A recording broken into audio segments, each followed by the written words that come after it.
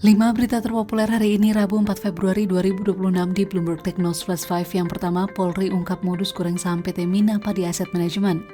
Barreskrim Mabes Polri menetapkan 3 orang tersangka, yakni Direktur Utama PT Mina Padi Asset Management berinisial DJ, pemegang saham ESO, serta EL yang merupakan istri ESO dalam kasus dugaan manipulasi pasar atau goreng saham yang melibatkan PT Mina Padi Asset Management.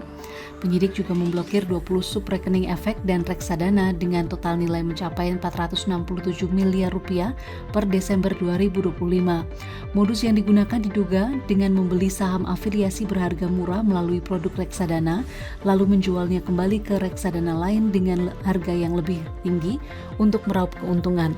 Sebanyak 44 saksi telah diperiksa termasuk ahli pidana dan pasar modal. Polri menegaskan tidak akan memberi ruang bagi praktik manipulasi yang merugikan investor, serta berharap penanganan kasus ini memberi efek jera dan menjaga stabilitas sektor keuangan.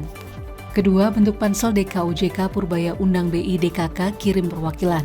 Menteri Keuangan Purbaya Yudi Sadewa membentuk panitia seleksi untuk memilih calon anggota Dewan Komisioner OJK sebagai langkah mengisi kekosongan setelah pengunduran diri pimpinan OJK beberapa waktu lalu.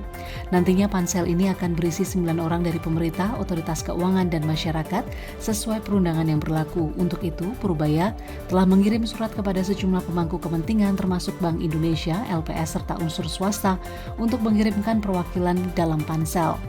Pemerintah menargetkan proses seleksi berjalan cepat karena posisi pimpinan OJK dinilai strategis dan tidak bisa dibiarkan kosong terlalu lama. Ketiga, negosiasi dengan Iran pekan ini, Trump incar kesepakatan nuklir.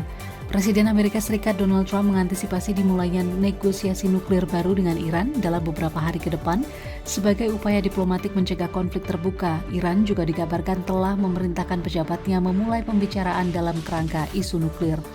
Tehran menegaskan siap berdiplomasi namun menolak ancaman dan tekanan. Prioritas Iran adalah pencabutan sanksi, sementara Amerika Serikat disebut telah mengirim aset angkatan laut ke kawasan sebagai sinyal keseriusan.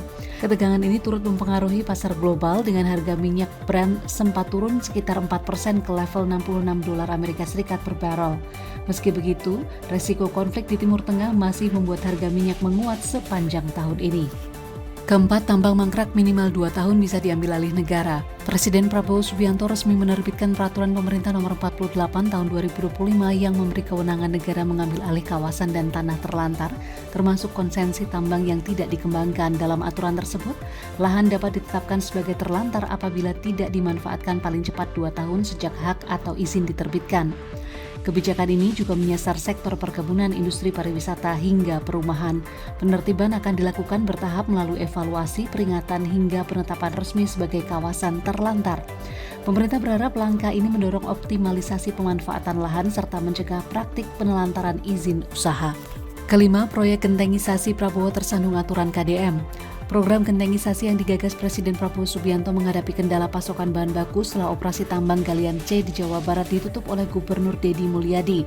Padahal sekitar 60% bahan baku tanah liat untuk program tersebut berasal dari wilayah tersebut. Kementerian Perindustrian meminta dukungan pemerintah daerah agar industri tetap memperoleh manfaat sekaligus memastikan program strategis ini dapat berjalan.